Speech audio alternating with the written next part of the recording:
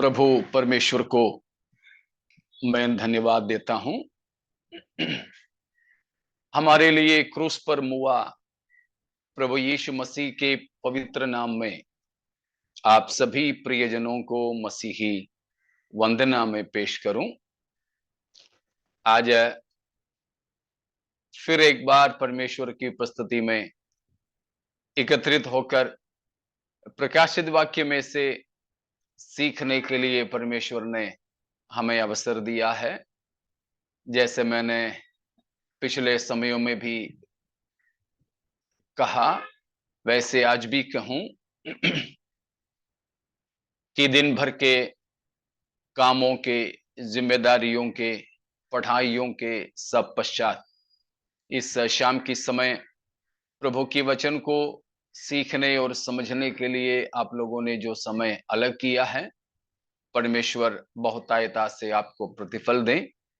और जो हम प्रभु के लिए खर्च करते हैं वो ही हम अपने लिए कमाते हैं। मैं फिर से बताऊं, जो हम प्रभु के लिए नष्ट करते हैं, खर्च करते हैं, वो ही हम अपने लिए जमा कर रहे हैं, कमा रहे हैं। हम जो नष्ट करते हैं वो नश्वर चीजें हैं, लेकिन हम जो पाते हैं अनश्वर है। हम प्रभु के लिए जो खर्च करते हैं, व्यय करते हैं, वह सांसारिक चीजें हैं, लेकिन बदले में हम जो पाते हैं वो स्वर्ग की चीजें हैं। हम जो नष्ट करते हैं वो मानवीय चीजें हैं, लेकिन हम जो पाएंगे वो ईश्वरीय चीजें हैं। जिनकी आंखें इस बात के लिए खुल गए ना, वे इस संसार के तत्कालीन, नश्वर, क्षण भर की चीजों को अनंत बातों के लिए देते रहेंगे। इसीलिए किसी प्रभु के दास ने ऐसे कहा कि जिसकी हम खर्च करने से हमको उससे भी बढ़कर मिल जाता है, तो फिर वो ना कोई त्याग है, ना कोई नष्ट है। अभी हम लोग जो है बैंक में पैसा जमा करते हैं। कुछ लोग प्राइवेट बैंकों में ज्यादा करते हैं क्योंकि ब्याज वहां ज्यादा मिलता है। जब सरकारी ऐसे बैंकों में शायद 5% ब्याज बैंक वाले हमको देंगे, तो शायद कोई प्राइवेट वाले 8%, 10%, 12% देते हैं। तो अपने पास में जो भी पैसा था वो पूरा ले जा करके हमने बैंक में फिक्स्ड डिपॉजिट डाला। तत्कालीन जरूरत के लिए हम निकाल नहीं सकते हैं, लेकिन क्या वो त्याग या नष्ट है? नहीं है। क्यों? एक बड़ा मुनाफा के लिए हमने जमा किया है। वो नष्ट नहीं है, वो त्याग नहीं है। उसी प्रकार यीशु मसीह के लिए चाहे हमारे जान भी हम दे दें, क्या वो नष्ट है? बिल्कुल नहीं। हम जो बोते हैं, हम जो देते हैं, उससे कई गुना ज्यादा हम प्रभु से वापस पाएंगे। इसीलिए हम प्रभु के लिए जो कुछ भी व्यय करेंगे, खर्च करेंगे, वो अपने लिए ही हम कमा रहे हैं, मगर अब के लिए, फिलहाल के लिए नहीं, अनंत जीवन के लिए। वो दर्शन के साथ हम अपने जीवनों को आगे व्यतीत करें। इसीलिए था प्रभु यीशु मसीह ने एक दृष्टांत में कहा, एक आदमी ने ऐसा एक खेत को देखा जिसमें बड़ा धन छिपा था। बड़ा धन छिपा हुआ एक खेत किसी आदमी ने देखा। वो जाकर अपना सब कुछ बेचकर इस खेत को खरीद लिया। वैसे लोग देखें तो अपना घर भर भी वो आदमी ने बेच डाला, लेकिन उसको मालूम है कि मैंने बेचा तो एक हल्का सा, लेकिन मैं जो खरीदने जा रहा हूं वो बेशकीमती है। तो अवश्य प्यारों, हम प्रभु के लिए जो कुछ भी, क्यों ना हमारे जान ही, हम जो कुछ भी व्यय करेंगे, सब कुछ हम अपने लिए, अपनी अनंतता के लिए कमा रहे होंगे। उस अनुभव के लिए परमेश्वर हमें फिर से तैयार करें। और इस प्रार्थना के साथ और एक बार मैं परमेश्वर पिता का धन्यवाद करता हुआ आप सबों को जय मसीह की पेश करता हुआ प्रभु की वचन की ओर प्रवेश करने के लिए चाहेंगे। आपको याद हो कि हम कहां तक पहुंचे थे, है ना?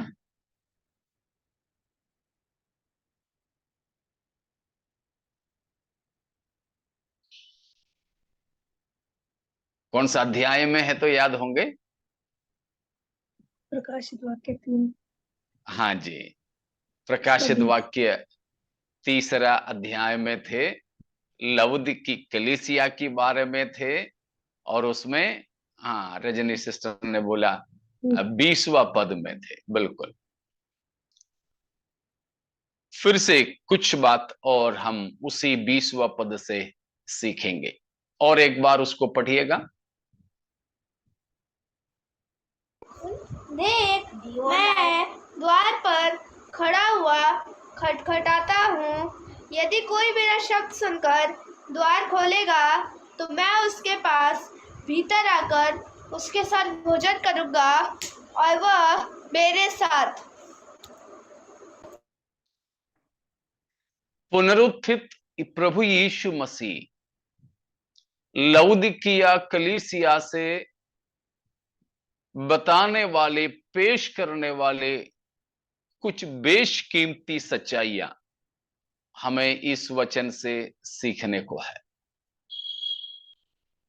कुछ बातें हमने पिछले हफ्ते सीखे थे कि परमेश्वर हमारे जीवन में बस उतना ही प्रभुता करना चाहेगा जितना हम परमेश्वर को अनुमति देंगे।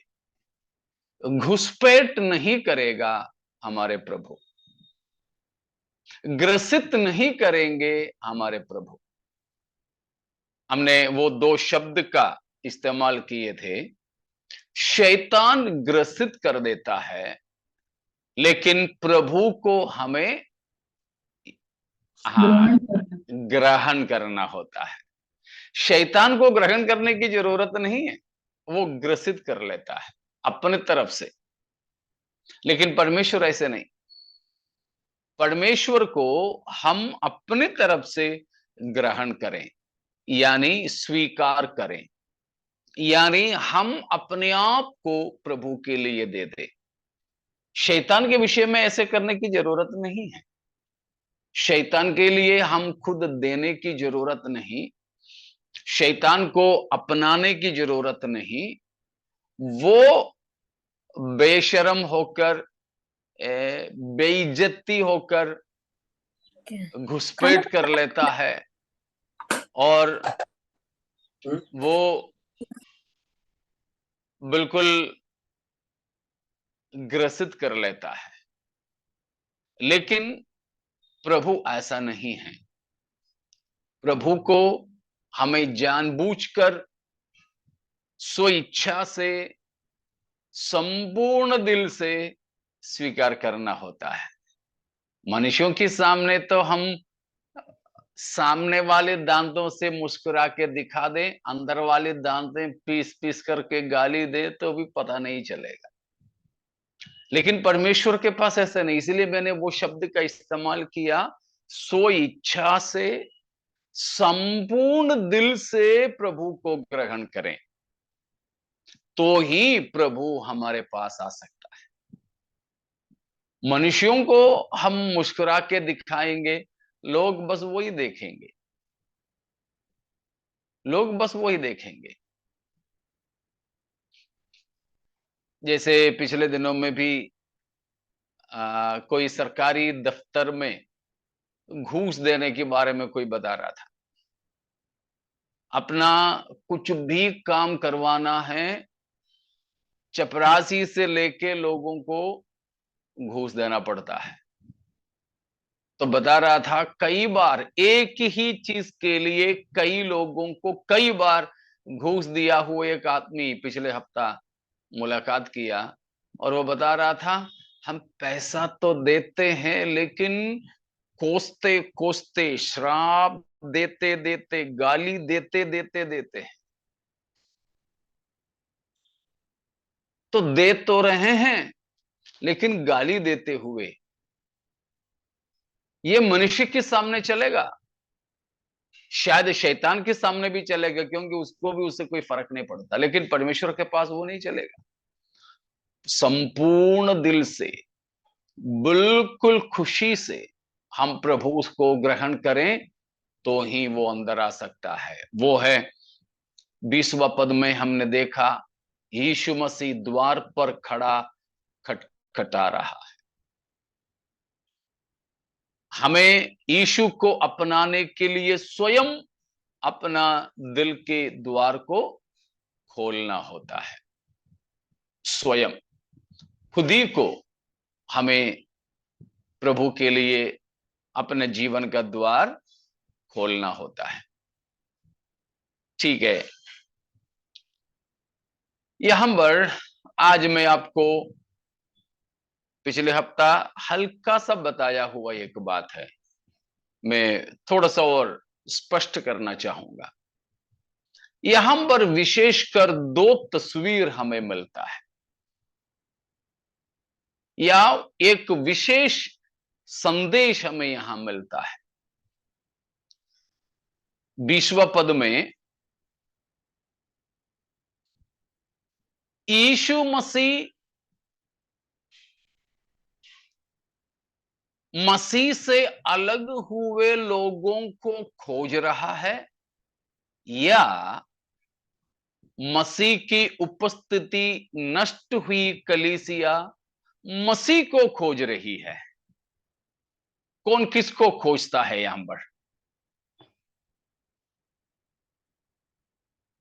मसीह कलीसिया को खोज रहे हैं, या फिर कलीसिया मसीह को खोज रही है?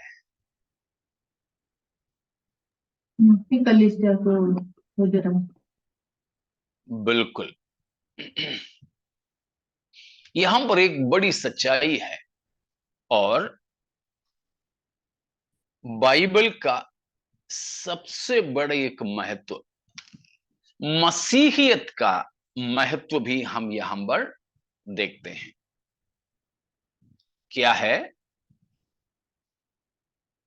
किसी भी धर्म में आप ये चीज नहीं देख सकोगे। फिर से मैं दोहराऊं, संसार में तो बहुत धर्म है, रिलीजियंस है। जगत में जितने भी धर्म हैं, उन किसी भी धर्म में ये बात आप नहीं देख सकते हो। क्या बात? ईश्वर पापी मनुष्य को ढूंढते हुए। मुझे नहीं मालूम कि आप इसकी गहराई समझ पा रहे हो। दुनिया में बहुत सारे धर्म हैं, बहुत सारे धर्म। इन सारे के सारे धर्मों में इंसान ईश्वर को ढूंढते हैं, या ईश्वर इंसान को? इंसान ईश्वर को ढूंढता है। बिल्कुल। हर एक धर्म में, चाहे गोरों के हो या कालों के हो, ठीक है, गेहूं खाने वालों के हो या चावल खाने वालों के हो, किसी के भी धर्म में क्यों न हो, बस ये है मनुष्य ईश्वर की खोज में निकल पड़े हैं। शायद हम लोग भी ऐसे होंगे ना, पहले ईश्वर की खोज में निकल पड़े जरूर होंगे। हाँ, हमने उधर ढक्कन खोल करके देखा, यहां पहाड़ चढ़ करके देखा, वहां पानी में डुबकी लगा करके देखा, पैसा खर्च किए, कुछ लोगों ने खून बहाए, किसी ने अपना ही खून दिया, किसी ने जानवरों का खून दिया, ए? कई सारे लोगों ने घर परिवार को छोड़कर निकल पड़े। कहां जा रहे हो? बस मोक्ष पाने, बस ईश्वर की खोज में।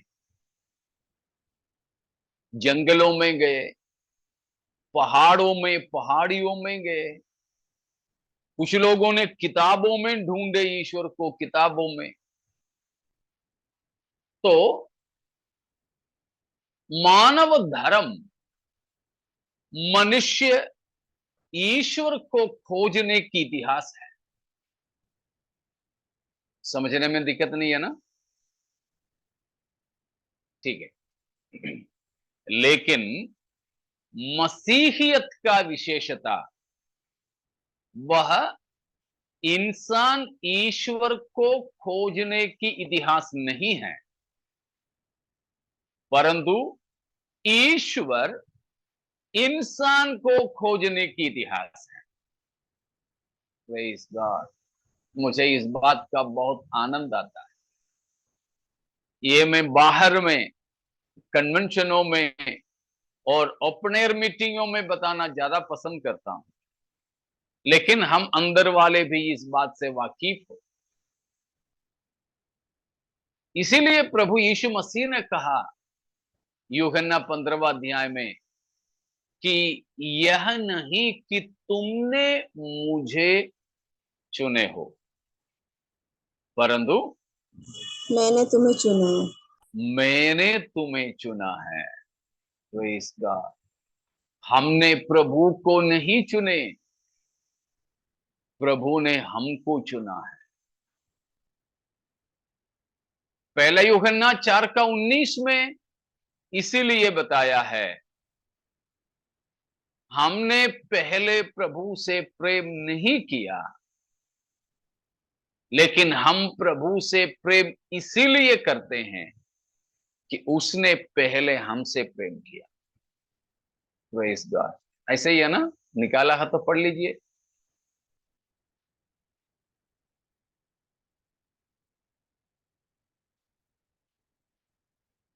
पहला यूहन्ना 4:19 है।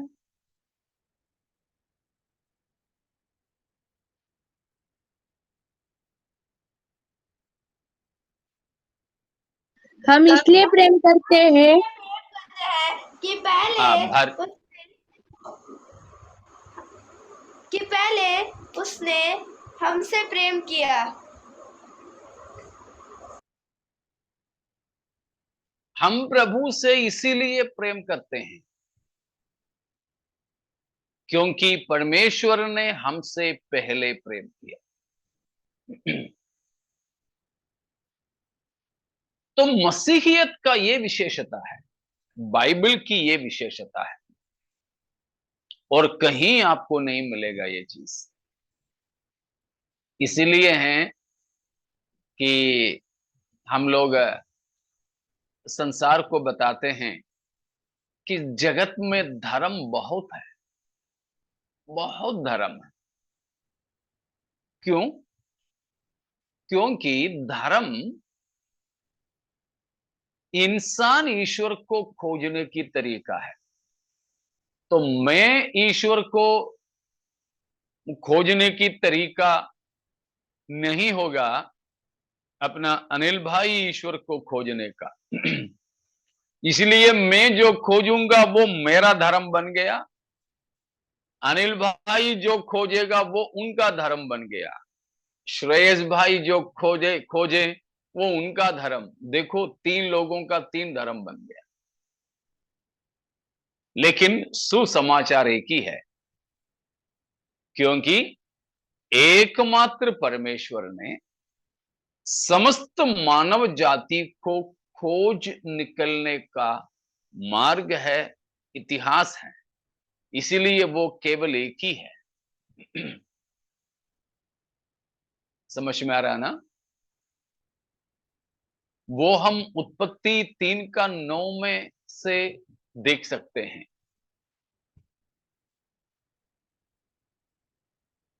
निकाला तो पढ़ लो, नहीं तो मैं बता दूंगा।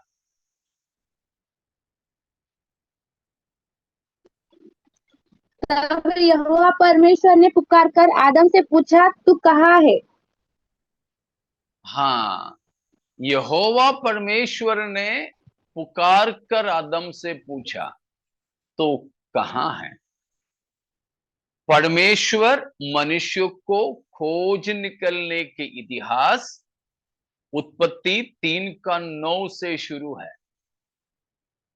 पाप किया हुआ मनुष्य, पाप करने के बाद परमेश्वर से छिपा हुआ मनुष्य, लेकिन उसे ढूंढ निकला परमेश्वर, और ढूंढ निकलकर पूछता है, हे आदम तू कहां है? वो खोज चलता चलता चलता चलता गया। उसका परम काष्ठा कलवरी पर हुआ था। प्रभु यीशु मसीह ने कहा, मैं खोए हुओं को ढूंढने आया हूं। प्रभु खोए हुओं को ढूंढने आया है। Praise God. समझ में आ रहा है ना? खोए हुओं को ढूंढने के लिए आया। Praise God. मतलब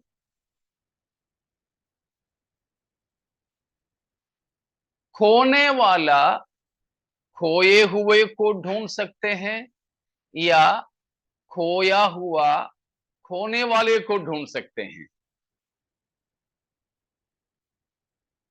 फिर से दोहराऊं, समझ में आए? मतलब 2, एक है खोने वाला, दूसरा खोया हुआ। ठीक है? खोने वाला मतलब जिसकी पास से खो गया है वो है खोने वाला। दूसरा है खोया हुआ, जो गया। तो सवाल यह था कि खोने वाला खोए हुए को ढूंढेंगे, या खोया हुआ खोने वाले को ढूंढेंगे? पहला खोने वाला। वाला खोने वाले को ढूंढेंगे। बिल्कुल बिल्कुल। पहला वाला, खोने वाला खोए हुए को ढूंढ सकते हैं, खोया हुआ खोने वाले को ढूंढ ही नहीं सकता है। इतना समझ में आ गया? ठीक है, तो अगला सवाल मेरा यह है, ईश्वर और इंसान, ठीक है ना? ईश्वर और इंसान, इसमें कौन है खोने वाला, कौन है खोया हुआ? ईश्वर है खोने वाला और इंसान है खोया हुआ। बिल्कुल, दोनों को जोड़ लीजिएगा। खोया हुआ कभी खोने वाले को खोज नहीं सकता है, परंतु खोने वाला खोए हुओं को ढूंढ सकते हैं। यहां पर खोने वाला कौन है? ईश्वर है। खोया हुआ इंसान है। इसीलिए खोया हुआ इंसान कभी भी खोया हुआ ईश्वर को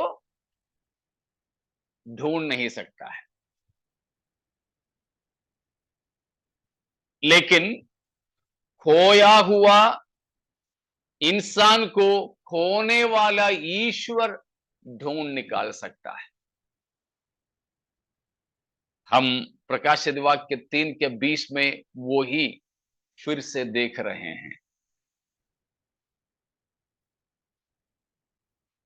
समझ में आ रहा सब लोगों को? Praise God. किसी को नहीं आया है तो पूछ लीजिएगा, दोबारा बताना है तो मैं बता दूंगा, लेकिन समझना चाहिए सब लोग, बस वही। Praise God. तो मनुष्य खोया हुआ है, इंसान खोया हुआ है, ईश्वर होने वाला है। मनुष्य नष्ट हुआ, वो नष्ट को सहने वाला, झेलने वाला ईश्वर है। बात वो है।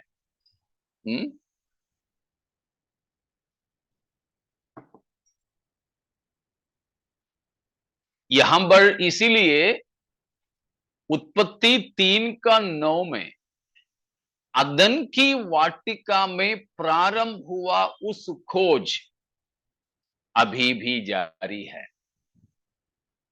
उसका एक परम काष्ठा, एक क्लाइमैक्स हम क्रूस पर जरूर देख सकते हैं। इसलिए हम लोग गाना गाते हैं, परम पिता की हम स्तुति गाएं। उसमें एक ऐसा स्टैंजा है, चरवाहे की नाई ढूंढा उसने, पापों की कीट से निकाला हमें, हाँ, हमको बचाने को जान जान अपनी आपने दी, ताकि हाथ में हम उसके रहें। उसके रहें। देखा, चरवाहे की नाई ढूंढा उसने। हम सब खोए हुए थे, भेड़ों की तरह भटक गए थे। भटके हुए भेड़ें चरवाहे को खोज नहीं निकाल सकती, लेकिन भेड़ खोए हुए जो चरवाहा है, वो चरवाहा खोए हुए भेड़ों को ढूंढ सकते हैं। Praise God. बच्चे लोग भी ध्यान दे रहे हो ना? हाँ, ध्यान से बैठना, ठीक है?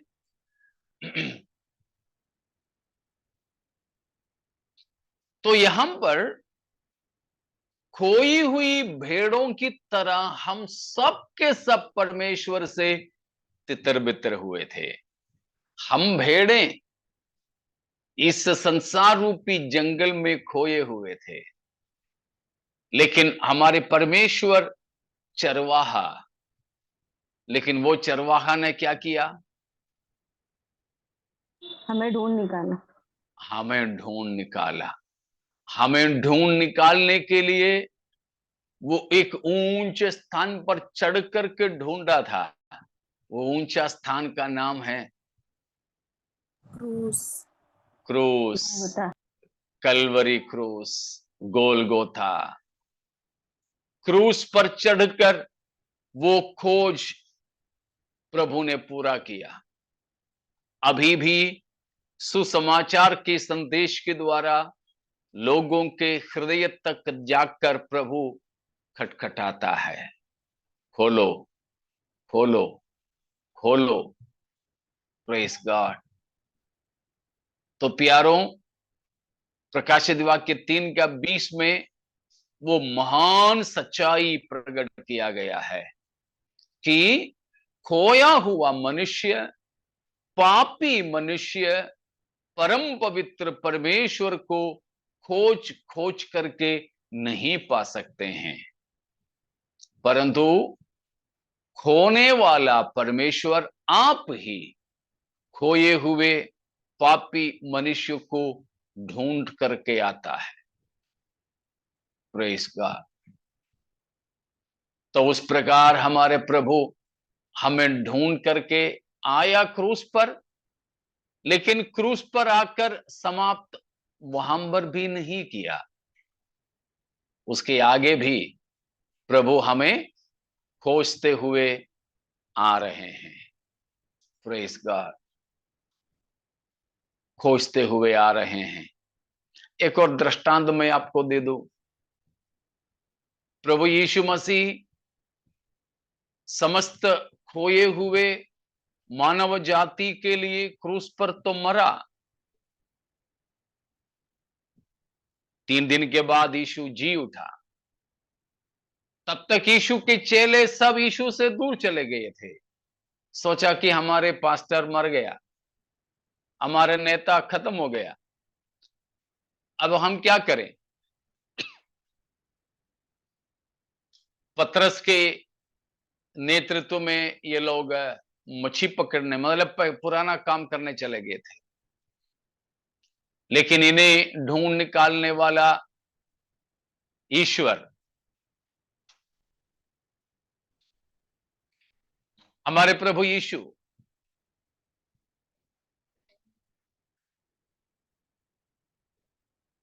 गलील की झील के पास पहुंच गए। खास तौर पर किसको खोजने, किसको ढूंढने?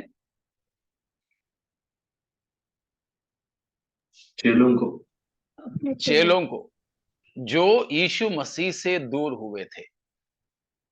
कितने चेले थे वहां पर?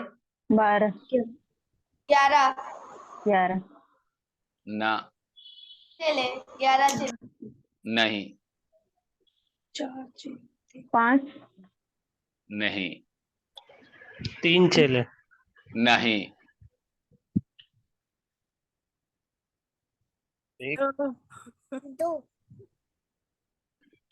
4 चेले थे। नहीं। तो फिर आप देखिए कितने थे। यूहन्ना 21 अध्याय, उसका दूसरा पद। शमौन पतरस और थोमा जो दिमुमुस कहलाता है, और गलील के काना नगर का नतनेल और जब्दी के पुत्र और उसके चेलों में से 2 और जन इकट्ठे थे।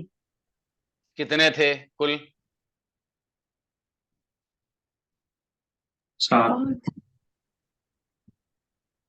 7 लोग थे। शिमोन पतरस था, थोमा जिसका दूसरा नाम दिदिमोस था, और तीसरा है नतनेल नथनेल था, चौथा जब्दी का पुत्र। जब्दी के कितने पुत्र थे? 2 याकूब और यूहन्ना, 5 हो गया। और उसके बाद वहां उसके लिखा है चेलों में से 2 और 2 और जन, तो कुल 7 लोग। 7। हाँ, ये 7 चेले जो प्रभु यीशु मसीह से दूर होकर मच्छी पकड़ने गए थे।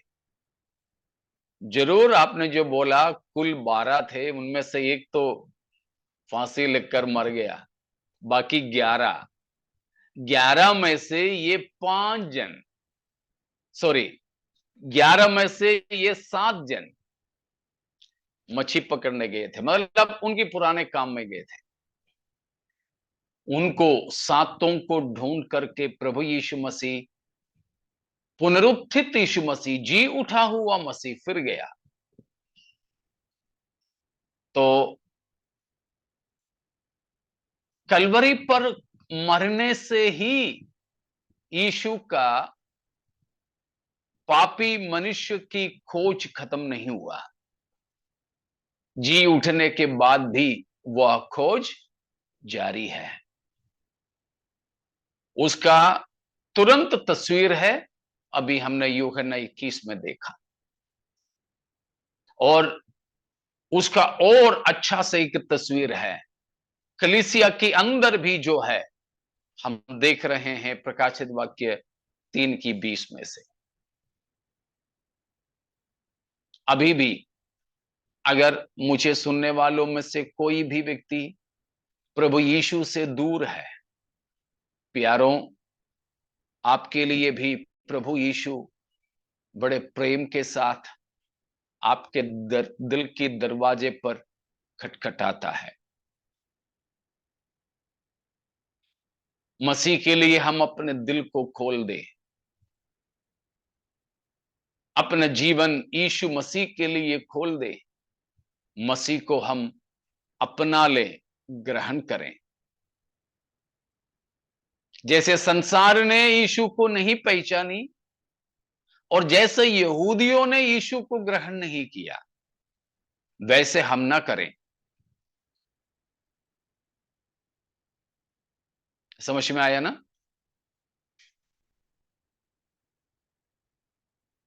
तो फिर पढ़िए यूहन्ना 1:10। यूहन्ना 1:10। वह जगत में था और जगत उसके द्वारा उत्पन्न हुआ और जगत ने उसे नहीं पहचाना। जगत ने उसे नहीं पहचाना। वैसे हम यीशु को ना पहचान करके ना रहें। ये मैंने पहली बात कहा था, जगत जैसे यीशु को नहीं पहचाना वैसे हम ना करें, परंतु यीशु मसीह को हम पहचाने। वो हमारे सृजनहारा, वो हमारे पालनहारा, वो हमारे उद्धारकर्ता प्रभु है। ठीक है बेटा, अगला पद पढ़ो, अभी 11वां पद पढ़ो। वह अपने घर आया और उसके अपनों ने उसे ग्रहण नहीं किया। हाँ, ये बात था, मैंने दूसरी बात जो कहा, अपना घर आया यानी यहूदियों में आया, लेकिन अपना घर वालों ने यीशु को क्या नहीं किया? ग्रहण नहीं किया। ग्रहण नहीं किया। पहला 10वां पद में जगत यीशु मसीह के द्वारा बनाया गया था, लेकिन जगत ने यीशु को नहीं पहचाना और वो अपना घर आया इस्राएल में। इस्राएलियों ने, अपना घर वालों ने यीशु को ग्रहण नहीं किया। ग्रहण नहीं किया। ग्रहण नहीं किया।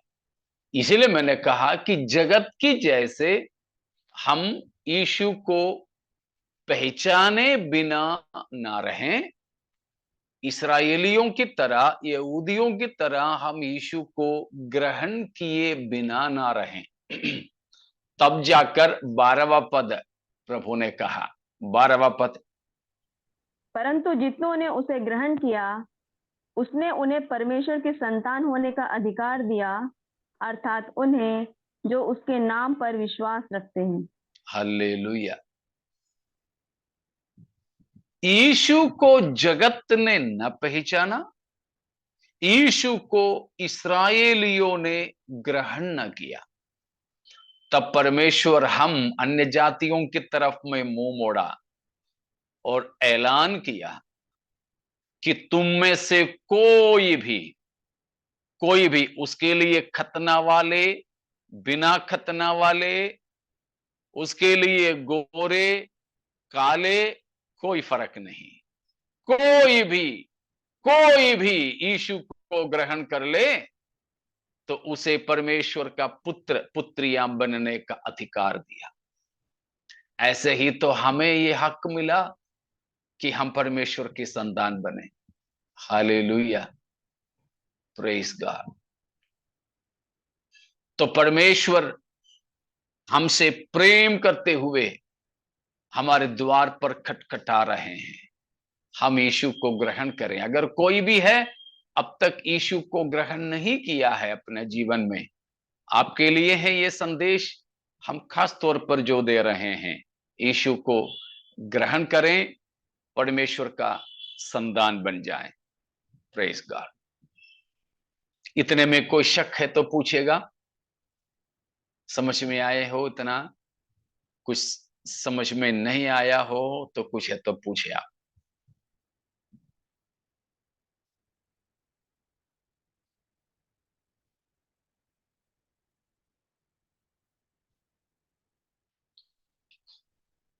कोई शक नहीं।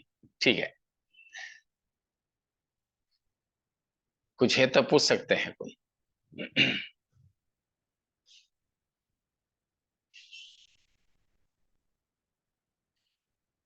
नहीं है, ठीक है। तो यहां पर पापी मनुष्य को खोज आने वाला परमेश्वर का तस्वीर है। ये मसीहियत का विशेषता है, बाइबल की विशेषता है। संसार का किसी भी धर्म इस प्रकार नहीं सिखाते हैं। सबको ईश्वर कहीं बैठा रहता है और ईश्वर के दरबार में सबको जाके भेंट करना पड़ता है।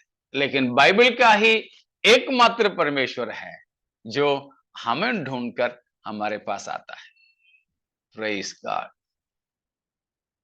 हालेलुया। इसीलिए हमें चर्च भी जो जाना होता है ना, ईश्वर से मिलने नहीं जा रहे हम उधर।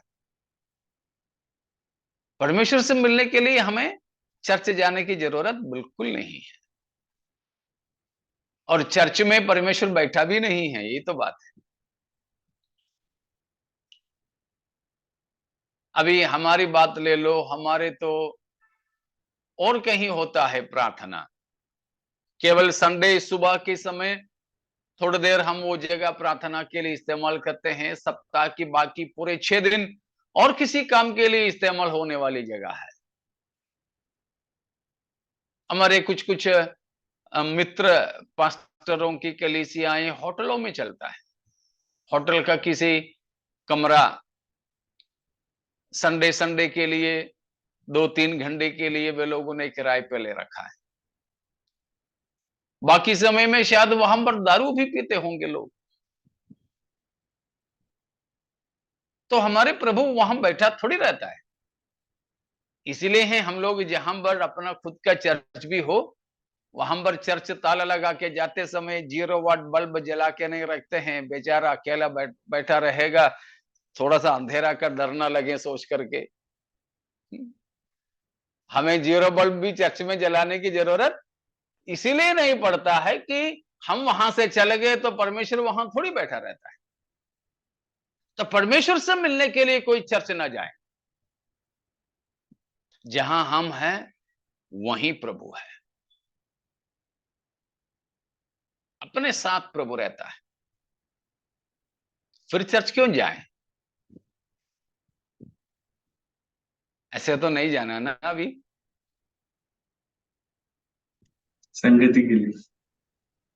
हम आपस में संगति रखने के लिए, परमेश्वर से मुलाकात करने हमें चर्च नहीं जाना है।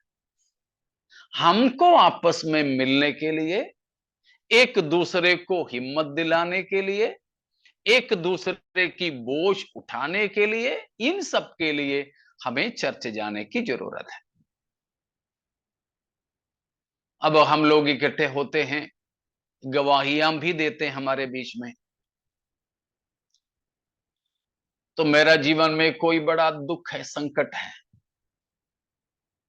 मैं कलीसिया में खड़ा होकर के मेरे भाई बहनों से प्रार्थना मांगता हूं। मेरे भाई बहन एक साथ में मिलकर प्रार्थना करने लग जाते हैं, तो मुझे वो बहुत अच्छा लगता है। और संतों की प्रार्थना सुनकर परमेश्वर मेरे समस्याओं में समाधान भी देता है। और मेरा हिम्मत में हार गया था, मेरे गवाही सुनकर के मेरे भाई बहनों ने मुझे हिम्मत देने लगा। तो ये संगति के लिए, इस आत्मिक उन्नति वाली बात के लिए हमें चर्च जाना है, संगति रखना है। बाकी ईश्वर से मिलने के लिए नहीं। हम जहां हैं वहां प्रभु हमें मिलते हैं। ठीक है, अगर इतना समझ में आ गए तो आगे इसके बारे में हम और देखेंगे। तो इतने में अगर कोई शक नहीं है तो हम आगे को बढ़ेंगे। ठीक है।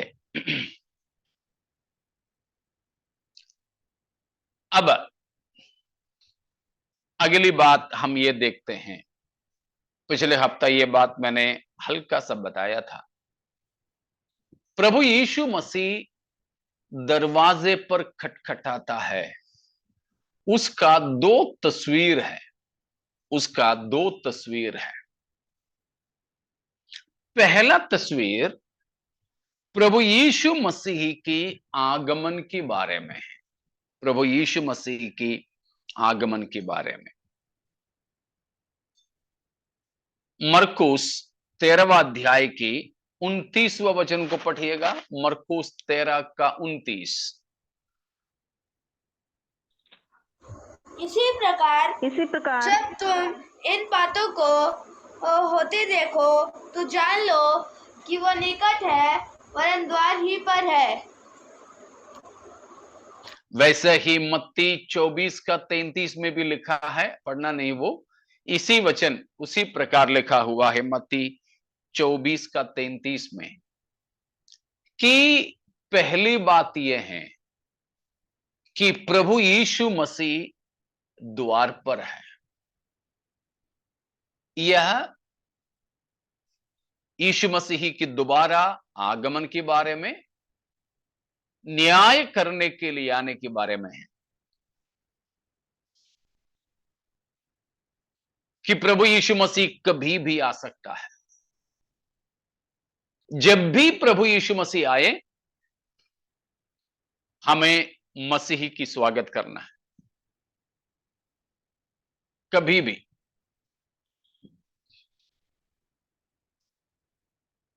कुछ दिन पहले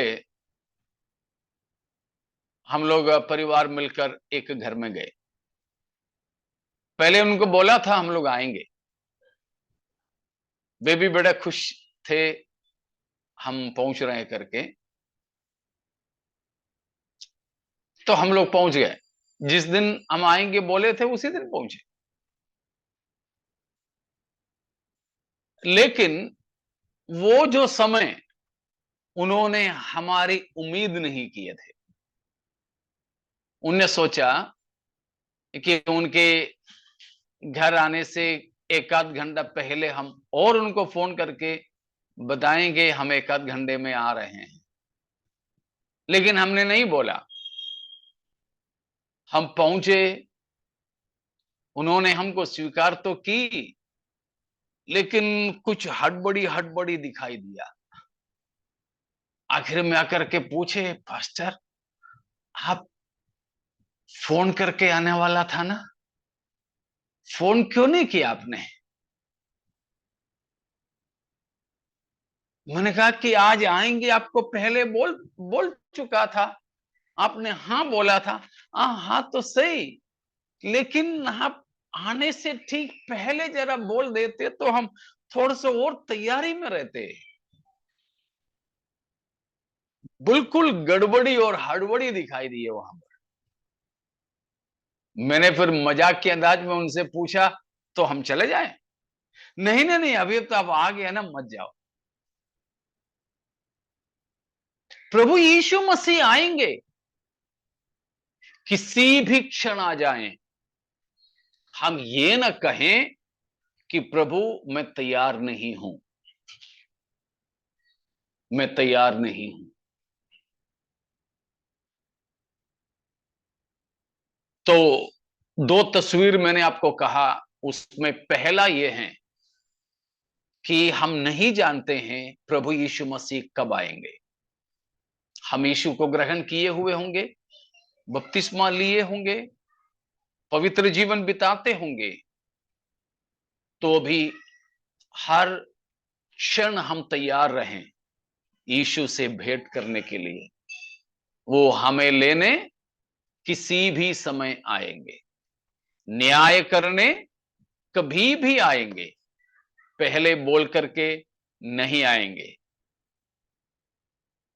बस आएंगे बोला है, हमेशा तैयार रहना हमारी जिम्मेदारी है।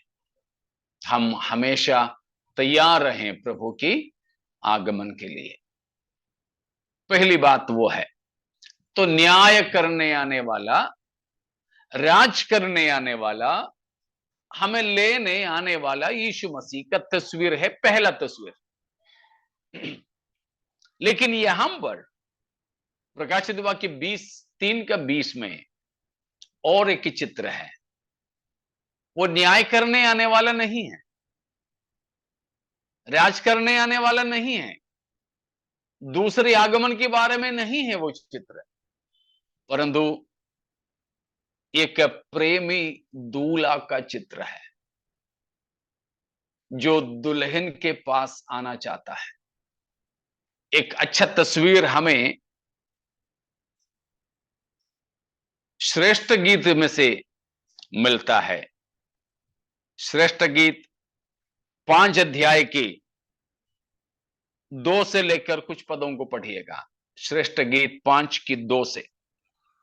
मैं सोती थी परंतु मेरा मन जागता था। सुन, मेरा प्रेमी खटखटाता है और कहता है, हे मेरी बहन, हे मेरी प्रिय, हे मेरी कबूतरी, हे मेरी निर्बल, मेरे लिए द्वार खोल, क्योंकि मेरा सिर ओस से भरा हुआ है और मेरी लटें रात में गिरी हुई बूंदों से भीगी है। मैं या अपना वस्त्र उसका 6 तक की पद है, वो बाद में आप पढ़ लीजिएगा। तो 2 से 6 तक की पदों में हम देखते हैं कि श्रेष्ठ गीत में एक दूल्हा और एक दुल्हन की आपसी प्रेम का वर्णन किया है। उसी तरह दुल्हन अंदर कमरे में सो रही है, लेकिन वो बताती है, मैं खाट पर लेटी तो हूं, सो तो रही हूं, मगर मेरा मन जागा हुआ है। हम कलीसिया का यही स्थिति होनी चाहिए। मन उसकी जागी थी, इसीलिए उसने बाहर एक आवाज सुना, उसका प्रेमी का आवाज दरवाजे पर खटखटा रहा है। अभी हमारे बीच में कई लोग माता पिता है, खास तौर पर जब हमें एक संतान उत्पन्न होता है, एक बच्चा हमें मिल जाता है, तो उसकी माँ और उसकी बाप, उस बच्चे की माँ और बाप रात में सोते तो जरूर है, लेकिन उनका मन हमेशा जागे रहते हैं। बच्चे का हल्की सी भी आवाज के सामने माँ बाप जागते हैं। आवाज ना भी करें तो भी माँ बाप रात में उठ करके बच्चों को सबको देखते हैं, उनकी मन जागा है। इधर शून्यमी, इधर वो प्रेमिका बताती है, मेरा दूल्हा, मेरा प्रियजन बाहर खटखटा रहा है। वो प्रेम का खटखटाहट है। वैसे ही हमारे लिए अपना छाती का आखिरी बूंद खून तक देने वाला हमारे प्रेमी प्रभु प्रेम के साथ हमारे दरवाजे पर खटखटाता है, खोलो, मैं अंदर आना चाहूंगा। Praise God.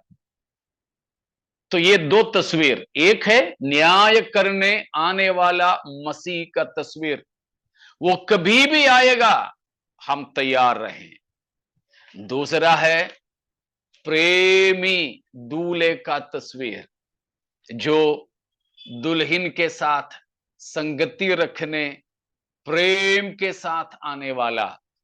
हम इन दोनों तस्वीर को यहां पर देखें और मसीह के लिए हम हमेशा अपना दरवाजा को खुला रखें। Praise God. इतना समझ में आ गया? इतने में कोई शक है, संदेह है तो पूछेगा।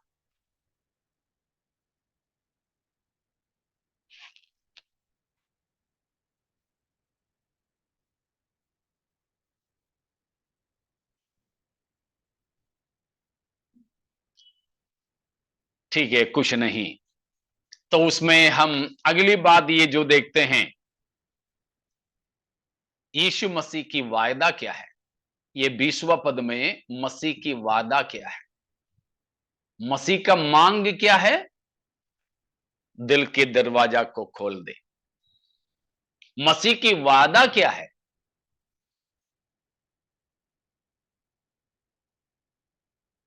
बोलिएगा। उस 20वां पद के अनुसार यीशु मसीह क्या प्रतिज्ञा देते हैं हमें? मैं भीतर आऊंगा और तेरे साथ भोज करूंगा। हाँ, बिल्कुल बेटा। ये दो बात, मैं भीतर आऊंगा, वह मेरे साथ और मैं उसके साथ भोजन करूंगा। उसके बारे में मैंने पिछले हफ्ता बोला था कि रोमी या यूनानी लोगों के 3 खाना होता था। लगभग हमारे भी तो ऐसे ही है। सुबह नाश्ता होता है। हमारे उत्तर भारतीय रीति में नाश्ता तो बहुत हल्का रहता है ना।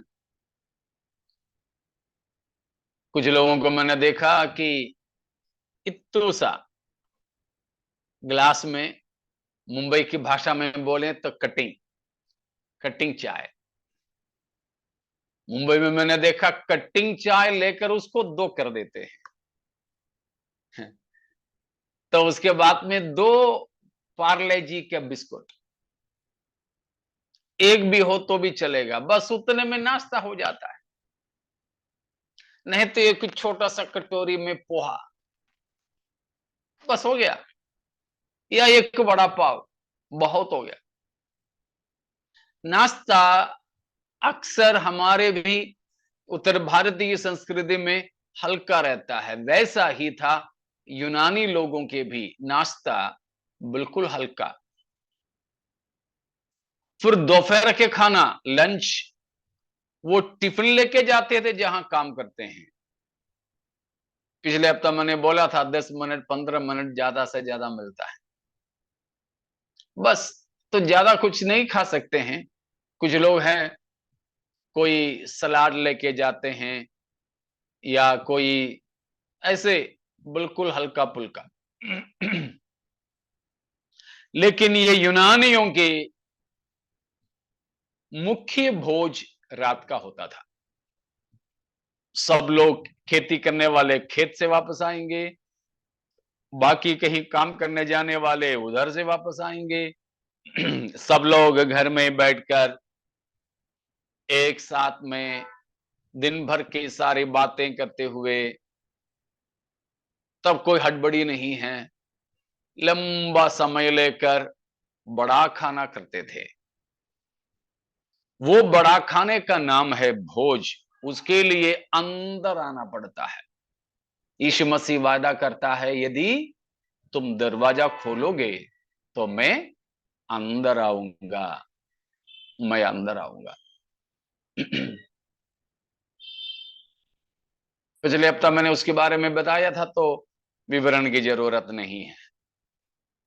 प्रभु अंदर आकर हमारे साथ संगति रखने की बात है,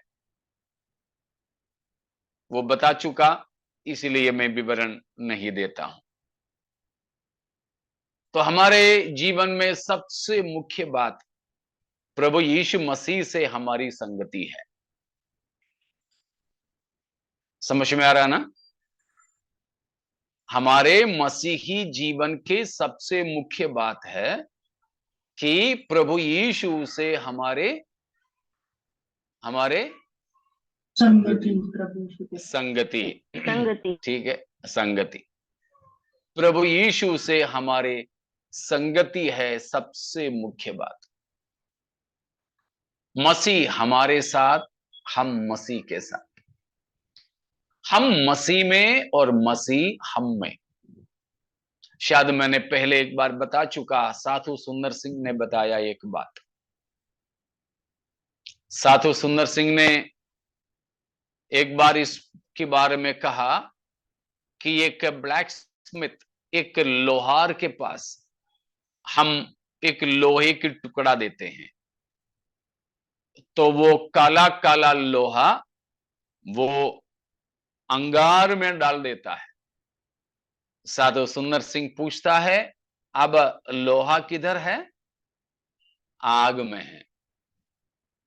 थोड़ी देर वो हवा देता है, वो लोहार हवा देता है, हवा दे देकर अंगार और तेजी से जलता है। इतना तेजी से जलता है कि ये लोहे को भी पका देता है। लोहा जो काला काला था, अब वो भी अंगार जैसा बिल्कुल लाल लाल हो गया। साधु सुंदर सिंह अभी पूछता है, लोहा आग में है या आग लोहे में है, या दोनों हैं?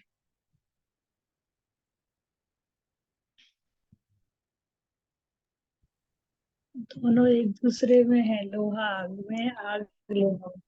बिल्कुल यही है, हम मसीह में और मसीह हम में। हम मसीह में और मसीह हम में। लोहा शुरू में जब डाला तो वो आग में था, कुछ देर के बाद में वो आग लोहे के अंदर आ गया। वैसा ही एक रिश्ता है यीशु मसीह के साथ हमें जो रखना है।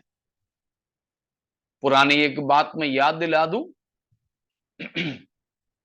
Christianity, Christian spirituality is not a religion but a relationship. मसीही आत्मिकता या मसीहियत एक धर्म नहीं है, परंतु यह एक रिश्तेदारी है। समझ में आ रहा ना? मसीहियत क्या है? एक रिश्तेदारी है। हाँ, रिश्ता है। यीशु मसीह के साथ हमारे रिश्ता, हमारे साथ मसीह के रिश्ता,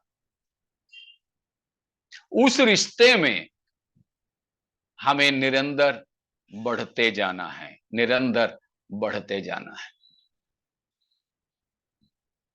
तो प्रभु यीशु मसीह ने यहां पर यही वादा किया है, मैं भीतर आऊंगा, वो मेरे साथ और मैं उसके साथ भोजन करूंगा। संगति, हम मसीहियत में प्रभु के साथ की संगति को इतना गंभीरता से लेते हैं। Praise God. इतना समझ में आ गए? ठीक है। अब अगली बात मैं जल्दी समाप्त करता हूं। हमारी जिम्मेदारी क्या है? What's our responsibility? हम क्या करें? हमारी जिम्मेदारी क्या है?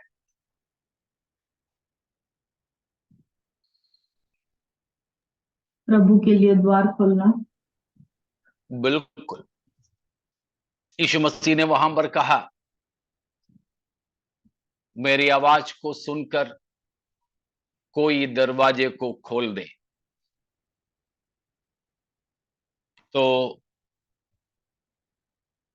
पहली बात हमारी जिम्मेदारी है कि प्रभु की आवाज को हम सुने। Hear the voice of the Lord. प्रभु की आवाज को हम सुने।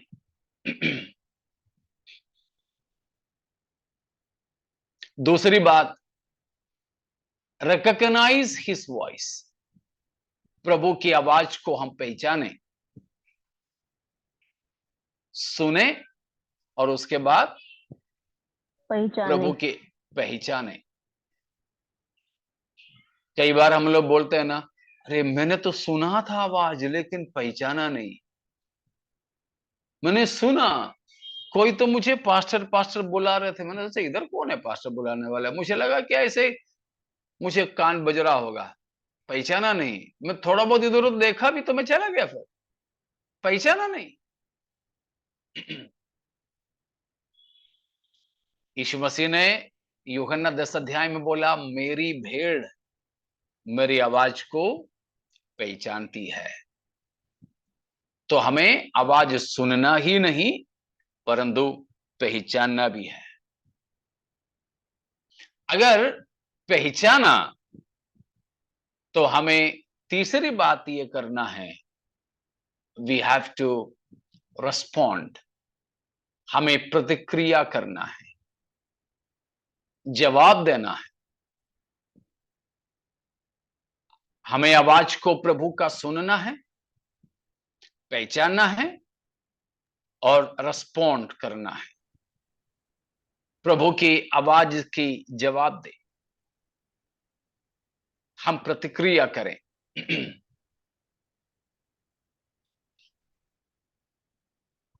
प्रतिक्रिया करें तो उसका मतलब है ओबे हिज वॉइस। चौथी बात, हम आज्ञाकारी बने उस आवाज के सामने। प्रभु की वाणी को हम मान लें। आज्ञाकारिता में हम प्रतिक्रिया चाहिए। और पांचवा है, उसको हम ग्रहण कर लें, प्रभु को हम ग्रहण कर लें। Praise God.